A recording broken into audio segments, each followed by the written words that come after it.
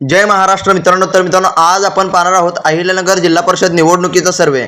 म्हणजेच मित्रांनो, येणाऱ्या काही महिन्यामध्ये जर अहिल्यानगर जिल्हा परिषद निवडणूक आली तर त्या निवडणुकीमध्ये कोणत्या पक्षाला किती जागा मिळणार आहेत आणि कोणत्या पक्षाची सत्ता ही अहिल्यानगर जिल्हा परिषदेवर येणार आहे याचा आज आपण सर्वे पाहणार आहोत.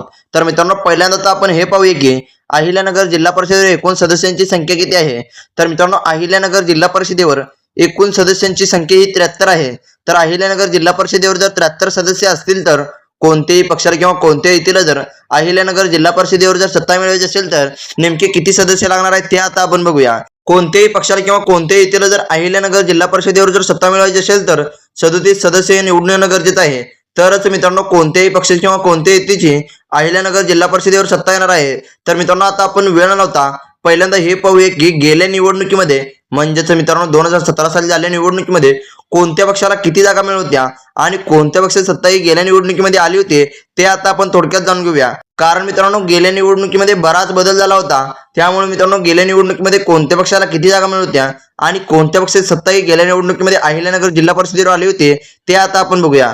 तर मित्रांनो, गेल्या निवडणुकीमध्ये सर्वाधिक चांगल्या प्रकारचे यश हे काँग्रेस पक्षाला मिळत होतं. म्हणजेच मित्रांनो, गेल्या निवडणुकीमध्ये अहिल्यानगरमध्ये 23 जागा या काँग्रेस पक्षाला मिळत होत्या. पण मित्रांनो, या निवडणुकीमध्ये त्यांना नेमक्या किती जागा मिळणार आहेत ते पाहणं महत्वाचं आहे. कारण मित्रांनो, या निवडणुकीमध्ये भारतीय जनता पक्ष असो किंवा राष्ट्रवादी या पक्षानं चांगल्या प्रकारचं लक्ष घातलं आहे. त्यामुळे मित्रांनो, या निवडणुकीमध्ये काँग्रेस या पक्षाला अहिल्यानगर जिल्ह्यामध्ये इतकंच यश मिळेल का याच्यापेक्षा कमी यश मिळेल हे पाहणं आता अतिशय महत्वाचं आहे. कारण मित्रांनो, आत्ताच झालेल्या 12 जिल्हा परिषद निवडणुकीमध्ये तर काँग्रेस या पक्षाला थोडंफार कमी यश मिळालं आहे. त्यामुळे मित्रांनो, याचप्रमाणे अहिल्यानगर जिल्हा परिषदेवर सुद्धा काँग्रेस या पक्षाला थोडंफार कमी यश मिळेल की जास्त यश मिळेल ते पाहणं आता अतिशय महत्वाचं आहे. तर मित्रांनो, याच्यानंतर आता आपण पुढचा पक्ष बघूया.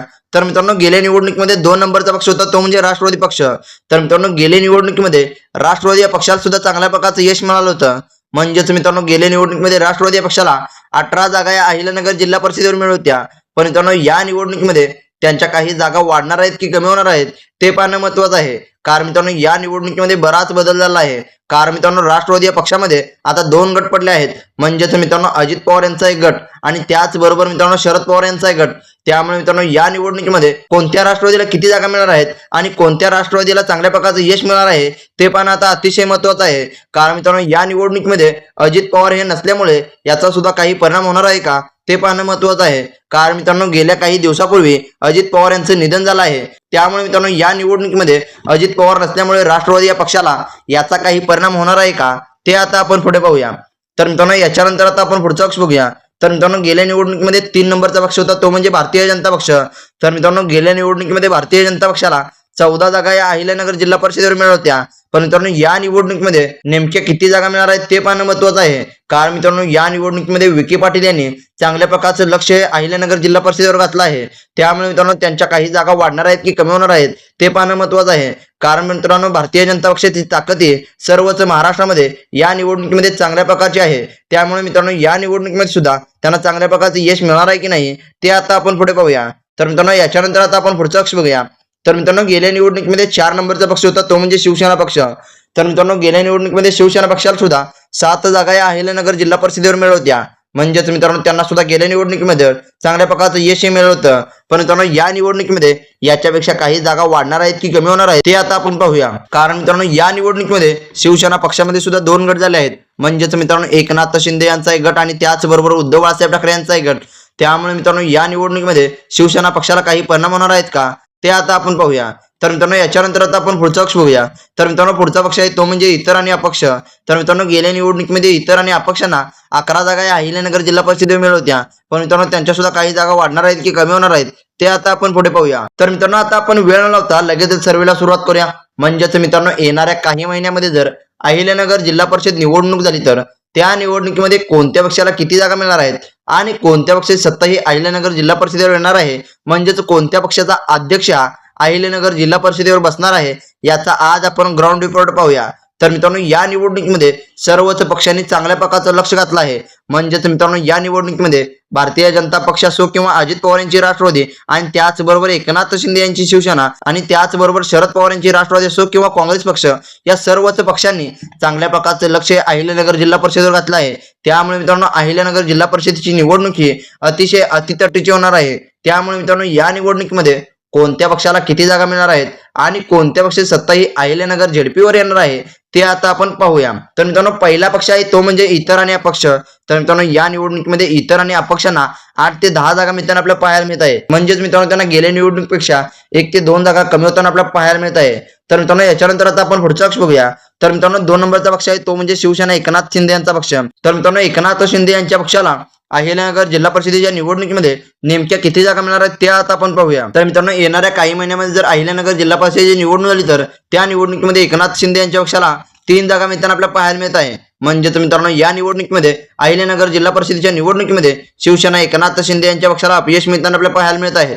कारण मित्रांनो, गेल्या निवडणुकीमध्ये 7 जागा मिळत होत्या, पण मित्रांनो या निवडणुकीमध्ये एकनाथ शिंदे यांच्या शिवसेनेनं चांगल्या प्रकारचं लक्ष अहिल्यानगर जिल्ह्यावर गाठलं होतं. त्यामुळे मित्रांनो, या निवडणुकीमध्ये त्यांची इच्छा होती की 8 ते 10 जागाच्या आसपास या जागा मिळाव्या, पण मित्रांनो त्यांना थोडंफार कमी यश मिळताना आपल्याला पाहायला मिळत आहे. तर मित्रांनो, याच्यानंतर आता आपण पुढचा पक्ष बघूया. तर मित्रांनो, पुढचा पक्ष आहे तो म्हणजे शिवसेना उद्धव बाळासाहेब ठाकरे यांचा पक्ष. तर मित्रांनो, उद्धव बाळासाहेब ठाकरे यांच्या पक्षाला अहिल्यानगर जिल्हा परिषदेच्या निवडणुकीमध्ये नेमके किती जागा मिळणार आहेत ते आता आपण बघूया. तर मित्रांनो, येणाऱ्या काही महिन्यामध्ये जर अहिल्यानगर जिल्हा परिषदेची निवडणूक झाली तर त्या निवडणुकीमध्ये उद्धव बाळासाहेब ठाकरे यांच्या पक्षाला 3 ते 5 जागा मिळताना आपल्याला पाहायला मिळत आहे. म्हणजेच मित्रांनो, या निवडणुकीमध्ये त्यांना थोडंफार कमी यश मिळताना आपल्याला पाहायला मिळत आहे. कारण मित्रांनो, त्यांना गेल्या निवडणुकीमध्ये 7 जागा मिळत होत्या, पण मित्रांनो या निवडणुकीमध्ये एकनाथ शिंदे हे शिवसेनेमधून बाहेर पडल्यामुळे त्यांना याचा परिणाम झाल्याचे आपल्याला पाहायला मिळत आहे. तर मित्रांनो, याच्यानंतर आता आपण पुढचा पक्ष बघूया. तर मित्रांनो, पुढचा पक्ष आहे तो म्हणजे शरद पवार यांची राष्ट्रवादी. तर मित्रांनो, शरद पवार यांच्या राष्ट्रवादीला अहिल्यानगर जिल्हा परिषदेच्या निवडणुकीमध्ये नेमक्या किती जागा मिळणार आहेत ते पाहणं आता अतिशय महत्वाचं आहे. कारण मित्रांनो, या निवडणुकीमध्ये शरद पवार यांच्या राष्ट्रवादीने सुद्धा चांगल्या प्रकारचं लक्ष घातलं आहे. म्हणजेच मित्रांनो, निलेश लंके यांनी चांगल्या प्रकारचं लक्ष अहिल्यानगर जिल्हा परिषदेवर घातलं आहे. त्यामुळे मित्रांनो, या निवडणुकीमध्ये त्यांच्या सुद्धा काही जागा वाढणार आहेत की कमी होणार आहेत ते आता आपण पुढे पाहूया.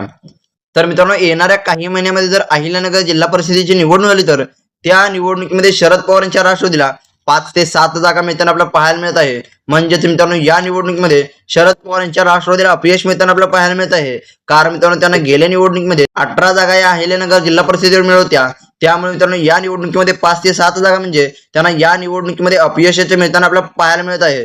तर मित्रांनो, याच्यानंतर आता आपण पुढचा पक्ष बघूया. तर मित्रांनो, पुढचा पक्ष आहे तो म्हणजे राष्ट्रवादी अजित पवार गट. तर मित्रांनो, अजित पवार यांच्या राष्ट्रवादीला अहिल्यानगर जिल्हा परिषदेच्या निवडणुकीमध्ये नेमके किती जागा मिळणार आहेत ते आता आपण पाहूया. कारण मित्रांनो, या निवडणुकीमध्ये संग्राम जगताप असो किंवा बाकी सर्वच राष्ट्रवादी या पक्षाच्या नेत्यांनी चांगल्या प्रकारचं लक्ष अहिल्यानगर जिल्हा परिषदेवर घातलं आहे. त्यामुळे मित्रांनो, या निवडणुकीमध्ये त्यांच्या काही जागा वाढणार आहेत की कमी होणार आहेत ते पाहणं महत्वाचं आहे. कारण मित्रांनो, त्यांना गेल्या निवडणुकीमध्ये 18 जागा या अहिल्यानगर जिल्हा परिषदेवर मिळत होत्या, पण मित्रांनो या निवडणुकीमध्ये याच्यापेक्षा काही जागा वाढणार आहेत की कमी होणार आहेत ते आता आपण बघूया. तर मित्रांनो, येणाऱ्या काही महिन्यामध्ये जर अहिल्यानगर जिल्हा परिषदेची निवडणूक झाली तर त्या निवडणुकीमध्ये राष्ट्रवादी अजित पवार गटाला 8 ते 10 जागा मिळताना आपल्याला पाहायला मिळत आहे. म्हणजेच मित्रांनो, या निवडणुकीमध्ये इतकं काही चांगल्या प्रकारचं यश आहे त्यांना मिळणार नसल्याचं आपल्याला पाहायला मिळत आहे. कारण मित्रांनो, गेल्या निवडणुकीमध्ये 18 जागा मिळवणारा पक्ष या निवडणुकीमध्ये 8 ते 10 जागा म्हणजे त्यांना या निवडणुकीमध्ये अपयशाचं मिळताना आपल्याला पाहायला मिळत आहे. तर मित्रांनो, याच्यानंतर आता आपण पुढचा पक्ष बघूया. तर मित्रांनो, पुढचा पक्ष आहे तो म्हणजे काँग्रेस पक्ष. तर मित्रांनो, काँग्रेस या पक्षाला अहिल्यानगर जिल्हा परिषदेच्या निवडणुकीमध्ये नेमक्या किती जागा मिळणार आहेत ते पाहणं महत्वाचं आहे. कारण मित्रांनो, त्यांना गेल्या निवडणुकीमध्ये तर चांगल्या प्रकारचं यश मिळवलं होतं. म्हणजेच मित्रांनो, त्यांना गेल्या निवडणुकीमध्ये 23 जागा या अहिल्यानगर जिल्हा परिषदेवर मिळत होत्या. त्यामुळे मित्रांनो, या निवडणुकीमध्ये त्यांच्या काही जागा वाढणार आहेत की कमी होणार आहेत ते पाहणं आता अतिशय महत्वाचं आहे. कारण मित्रांनो, या निवडणुकीमध्ये काँग्रेसच्या पक्षानं सुद्धा चांगल्या प्रकारचं लक्ष घातलं आहे. त्यामुळे मित्रांनो, या निवडणुकीमध्ये त्यांच्या सुद्धा काही जागा वाढणार आहेत की कमी होणार आहेत ते आता आपण पाहूया. तर मित्रांनो, येणाऱ्या काही महिन्यामध्ये जर अहिल्यानगर जिल्हा परिषदेची निवडणूक झाली तर त्या निवडणुकीमध्ये काँग्रेसच्या पक्षाला 15 जागा मिळताना आपल्याला पाहायला मिळत आहे. म्हणजेच मित्रांनो, या निवडणुकीमध्ये सर्वाधिक मोठं अपयश काँग्रेसच्या पक्षाला मिळताना आपल्याला पाहायला मिळत आहे. तर मित्रांनो, तुम्हाला काय वाटतंय, काँग्रेसच्या पक्षाला नेमकं का अपयश मिळालं असेल हे तुम्ही कमेंट करून सांगा. कारण मित्रांनो, या निवडणुकीमध्ये भारतीय जनता पक्षानं चांगल्या प्रकारची ताकद लावल्यामुळे याचा काही परिणाम काँग्रेस पक्षाला झाला असेल का हे सुद्धा तुम्ही कमेंट करून सांगा. तर मित्रांनो, आता आपण वेळ न लावता लगेचच पुढचा पक्ष बघूया. म्हणजेच मित्रांनो, सर्वाधिक चांगल्या प्रकारचं यश नेमकं कोणत्या पक्षाला मिळालं आहे ते आता आपण बघूया.